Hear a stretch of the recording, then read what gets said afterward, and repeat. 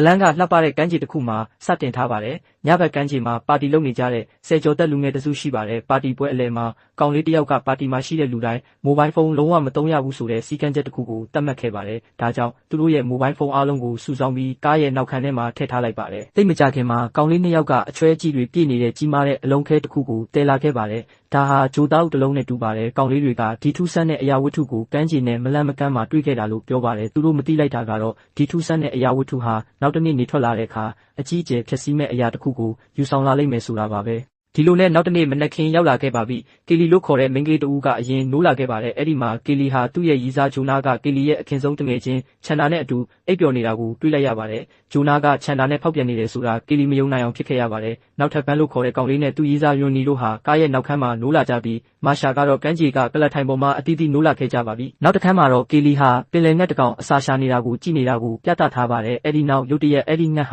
တဲတဲကိုဆုပ်ယူခံလိုက်ရပါတယ်အဲ့ဒီအချိန်မှာပဲအိတ်ချင်မှုတူဖြစ်နေသေးတဲ့မာရှာကကလတ်ထိုင်ပေါ်ကနေထားဖို့ကြိုးစားနေပါတယ်ကီလီဟာသူမကိုကမ်းခြေရှိတဲပေါ်ကနေဝေးဝေးနေဖို့ချက်ချင်းအော်ပြောခဲ့ပေမဲ့မာရှာဟာတဲပေါ်ကိုခြေချလိုက်ပြီးသူမရဲ့ခြေထောက်တွေရုတ်တရက်လေးလံလာခဲ့ပါတယ်တန်လိုက်တစ်ခုကသူမကိုတဲတဲဆွဲသွင်းနေတယ်လို့ပါပဲမာရှာရဲ့အခြေအနေကိုမြင်ပြီးလူတိုင်းထိတ်လန့်သွားကြပါတယ်အဲ့ဒီအချိန်မှာဘန်ကမာရှာကိုကူညီဖို့ကြိုးစားခဲ့ပါတယ်လင်းမြန်စွာကားထဲကနေခုန်ထွက်ခဲ့ပေမဲ့ရုတ်တရက်သူ့ခြေထောက်တွေဟာလည်းလေးလံလာပြီးတဲတွေကသူ့ကိုပါဆုပ်ယူသွားခဲ့ပါတယ်တဲဘက်ကိုမျက်နှာမူနေတဲ့ဘန်ရဲ့မျက်နှာကိုတစ်ခုခုကစတင်ကိုက်ဖက်စားတောက်ခဲ့ပြီးသူ့မျက်နှာပြဲကသွေးတွေထွက်လာခဲ့ပါတယ်မကြခင်မှာပဲဘန်နဲ့မာရှာတို့ဟာနစ်မြုပ်ပြီးပျောက်ကွယ်သွားခဲ့ကြပါတော့တယ်သူ့တငယ်ချင်းနှစ်ယောက်လုံးကိုဆုံးရှုံးလိုက်ရတာကြောင့်သူတို့တုန်လှုပ်သွားကြပါတယ်သူတို့ရဲစခန်းကိုဖုန်းခေါ်ဖို့စီစဉ်ကြပေမဲ့သူတို့ရဲ့မိုဘိုင်းဖုန်းတွေကကားရဲ့တစ်တာခန်းထဲမှာရှိနေတယ်ဆိုတာသတိပြုမိကြပါတယ်ဒီတော့မှမိုဘိုင်းဖုန်းတွေစုဆောင်းမှုစိတ်ကူးရခဲ့တဲ့မစ်ကိုအပြစ်တင်ခဲ့ကြပါတယ်ဒါအပြင်သူတို့ဟာပင်လယ်ရေညဉ့်ညမ်းနေတာကြောင့်အမှန်တကယ်မဖွင့်ထားတဲ့ကမ်းခြေကိုလှုပ်ဝက်ဝင်ရောက်ခဲ့ကြတာဖြစ်ကြောင်းပေါ်လွင်လာခဲ့ပါတယ်ကားထဲမှာရှိနေတဲ့ဂျိုနာကအင်ဂျင်ကိုစတင်ဖို့ကြိုးစားခဲ့ပါတယ်ဒါပေမဲ့ကားဘက်ထရီကအားကုန်နေပြီးသူကမ်းခြေကိုမထွက်ခွာမီအစားထိုးဖို့မေ့နေခဲ့တာပါအခုဆိုရင်ကားကလည်းလုံးဝကိုမောင်းလို့မရတော့ပါဘူးတဲတဲကတတဝါကိုတိလို့စိတ်ပြင်းပြနေတဲ့ကီလီဟာနောက်ဆုံးမှသူ့လက်တွေကိုအသုံးပြုပြီးအဲ့ဒီတတဝါကိုအပြင်ထုတ်ဖို့မြှုပ်ဆွဲခဲ့ပါတယ်ဒီထူးဆန်းတဲ့တတဝါဟာသပင်ပုံတန်ရှိပြီးအရန်ကိုပါလွှာနေခဲ့ပါတယ်သူတို့ရဲ့တငယ်ချင်းဂီဘက်လို့ခေါ်တဲ့ကောင်လေးတဦးကတော့အမိုက်ပုံထဲမှာပိတ်မိနေပြီးအိယာကနေခုမှနိုးလာခဲ့ပါတယ်ဂီဘက်ကစီကိုအဆက်မပြတ်လှုပ်ရမ်းပြီးအမိုက်ပုံထဲကနေထွက်ဖို့ကြိုးစားခဲ့ပါတယ်သူ့တငယ်ချင်းတွေကတော့သူ့ကိုလုံးဝမလှုပ်ရှားဖို့ချက်ချင်းအော်ဟစ်ခဲ့ကြပါတယ်တဲထဲမှာတခုခုရှိနေတယ်လို့ပြောပြပြီးနောက်ဂီဘက်လည်းနောက်ဆုံးမှတိတ်ဆိတ်သွားခဲ့ပါတယ်တငယ်ချင်းနှစ်ယောက်ကမ်းခြေတဲတွေထဲဆုပ်ယူခံရလို့တေဆုံးသွားပြီဆိုတာသိလိုက်ရတဲ့အခါသူလည်းအရန်ထိတ်လန့်ခဲ့ပါတယ်ဂီဘက်ဟာနောက်ဆုံးမှာတော့အဲ့ဒီအမိုက်ပုံထဲမှာပဲနေပူခံပြီးနေခဲ့ရပါတော့တယ်သူတို့လည်းတဖြည်းဖြည်းနဲ့စိတ်ပြတ်အားငယ်လာပြီးတစုံတယောက်လာကူညီဖို့ပဲမျှော်လင့်နေကြပါတယ်သူရီစားကိုဆုံးရှုံးခဲ့တဲ့ရွန်နီဟာသူ့အမေစီစာရေးခဲ့ပါတယ်အစာမရှိရေးမရှိပဲသူတို့ဟာမရေမရအရာတစ်ခုကိုပဲစောင့်ဆိုင်နိုင်ခဲ့ပါတယ်အဲ့ဒီနောက်ညကပါတီတက်ခဲ့တဲ့လူတွေဟာပျောက်ကွယ်သွားပြီးကမ်းခြေတဲမှာနစ်မြုပ်သွားခဲ့ကြတယ်ဆိုတာသူတို့သဘောပေါက်ခဲ့ကြပါတယ်တနည်းအားဖြင့်ဒီကမ်းခြေမှာသူတို့6ယောက်တည်းပဲကျန်တော့တာပါမလန့်မကမ်းမှာကီလီဟာမနေ့ညကတွေ့ခဲ့ရတဲ့အချွဲကြီးတွေနဲ့ပြည့်နေတဲ့ကြီးမားတဲ့အလုံးကြီးဟာပေါက်သွားခဲ့ပြီဆိုတာကိုမြင်လိုက်ရပါတယ်။ရိုနီလည်းအဲ့ဒီကြီးမားတဲ့အလုံးခဲဟာအခုမှပေါက်ဖွာလာတဲ့ဥတလုံးနဲ့တူတယ်ဆိုတာသဘောပေါက်သွားပါတယ်။တဲအောက်ကထူးဆန်းတဲ့တတဝါဟာဒီဦးကြီးကနေပေါက်ဖွာလာတာဖြစ်နိုင်ခြေအများဆုံးလို့သူတို့ယုံကြည်ခဲ့ကြပါတယ်။အဲ့ဒီနောက်ဂျိုနာဟာမာရှာရဲ့အိတ်ထဲကပစ္စည်းတွေကိုယူဖို့စိတ်ကူးရခဲ့ပါတယ်။ကားနောက်ခန်းမှာဂျိုနာလမ်းလျှောက်သွားဖို့အသုံးပြုနိုင်မဲ့လိုင်းစီးပုတ်နှစ်ခုရှိပါတယ်။သူလိုင်းစီးပုတ်တွေကိုတစ်ခုချင်းစီချပြီးတက်နှင်းခဲ့ပါတယ်။သူထိုင်ကုန်သားကိုချင်းကပ်သွားတဲ့အခါဂျိုနာနေနေတဲ့လိုင်းစီးပုတ်ကရွေ့ပြားသွားပြီးပိုးဝေးသွားခဲ့ပါတယ်။ဂျိုနာဟာသူ့ခန္ဓာကိုယ်ကတဲကိုလုံးဝမထိအောင်ထိန်းဖို့ကြိုးစားခဲ့ပေမဲ့အဲ့ဒီအစာကမ်းခြေတွေကတဲတွေကထွက်လာပြီးဂျိုနာရဲ့ဘိုက်ကိုထိခဲ့ပါတယ်။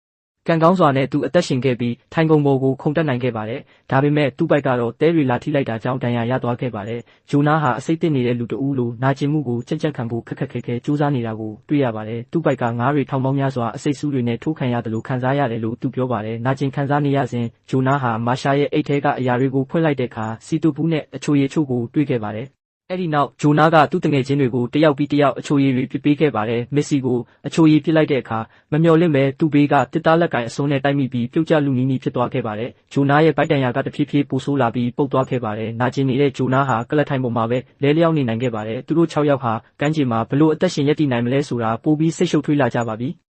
နောက်ဆုံးနီးလန်းအဖြစ်သူတို့ကားရဲ့နောက်ခန်းထဲကမိုဘိုင်းဖုန်းကိုယူဖို့ကြိုးစားရပါတော့မယ်ရိုနီဟာကားရဲ့ဘမ်ပါပေါ်တက်နေပြီးကားနောက်ခန်းကိုဖွင့်ဖို့စီစဉ်ခဲ့ပါတယ်ဒါပေမဲ့ကားနောက်ခန်းစတင်ပွင့်လာတဲ့အခါရုတ်တရက်ကင်းလှည့်ကားတစ်စီးကအဆက်မပြတ်ဟုန်တီးလာတာကြောင့်ရိုနီရုတ်တရက်ချော်လဲသွားပြီးသူမရဲ့ညာဘက်လက်ချောင်းကကားရဲ့နောက်ခန်းမှာညှက်မိသွားခဲ့ပါတယ်တကယ်တော့အဲ့ဒီကင်းလှည့်ကားမောင်းလာတဲ့လူကအသက်ကယ်သမားတဦးပါ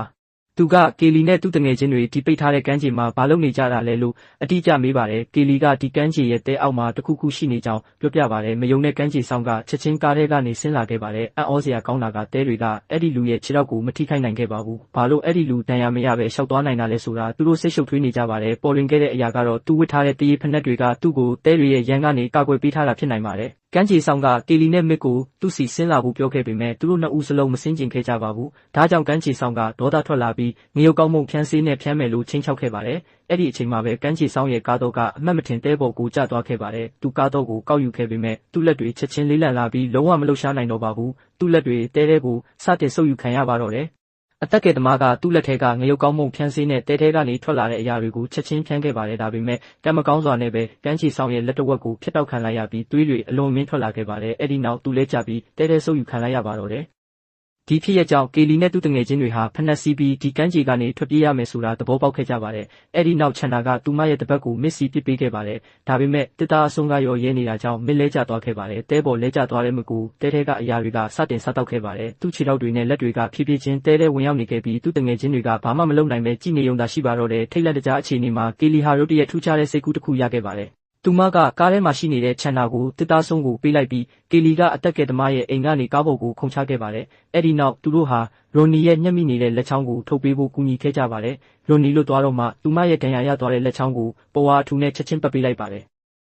တစ်ဖက်မှာလည်းဒီဘက်ရဲ့ညှက်မိနေတဲ့ခန္ဓာကိုယ်တဝက်ကနာကျင်လာပြီးသွေးတွေအလွန်အမင်းထွက်လာခဲ့ပါတယ်။အဲ့ဒီနောက်ကေလီနဲ့ချန်နာတို့ဟာဂျိုနာရှိနေတဲ့ထိုင်ခုံစီကူးဖို့တစ်သားကိုချခဲ့ကြပါတယ်။ချန်နာဟာသူမရဲ့ဟန်ချက်ကိုထရင်ဖြည်းဖြည်းချင်းကူးခဲ့ပါတယ်။ကံကောင်းစွာနဲ့သူမအောင်မြင်စွာရောက်ရှိခဲ့ပါတယ်။အဲ့ဒီနောက်ကေလီလည်းကူးပြီးအဲ့ဒီကိုရောက်ခဲ့ပါတယ်။ဒါပေမဲ့ရိုနီအလှည့်ရောက်တော့သူမချော်လဲပြီးတဲပေါ်ပြုတ်ကျသွားခဲ့ပါတယ်။လျင်မြန်စွာပဲတဲတွေဟာရိုနီကိုဆုပ်ယူသွားခဲ့ပါတယ်။ဒါအပြင်သူတို့မတိလိုက်ခင်မှာပဲတဲတွေဟာဒီဘက်ရှိနေတဲ့အမိုက်ပုံးထဲကိုဝင်ဖို့ကြိုးစားနေခဲ့ပါတယ်ဒီနောက်ချန်တာဟာကင်းလက်ကားစီသွားဖို့စိတ်ကူးရခဲ့ပါတယ်သူမကသူ့ခြေထောက်တွေကိုတပတ်နဲ့ပတ်ပြီးကင်းလက်ကားစီပြေးသွားပါတယ်အံ့ဩစရာကောင်းတာကသူမအောင်မြင်စွာလှုပ်ဆောင်နိုင်ခဲ့ပါတယ်ဒါပေမဲ့ဒီဘက်ကတော့မခံနိုင်တော့ပါဘူးဖြည်းဖြည်းချင်းသူ့ပါးစပ်ကနေသွေးတွေအန်ထွက်လာခဲ့ပါတယ်တကယ်တော့တဲတွေကအပေါက်ဖောက်ပြီးအမိုက်ပုံးအောက်ကနေဝင်လာခဲ့တာဖြစ်ပါတယ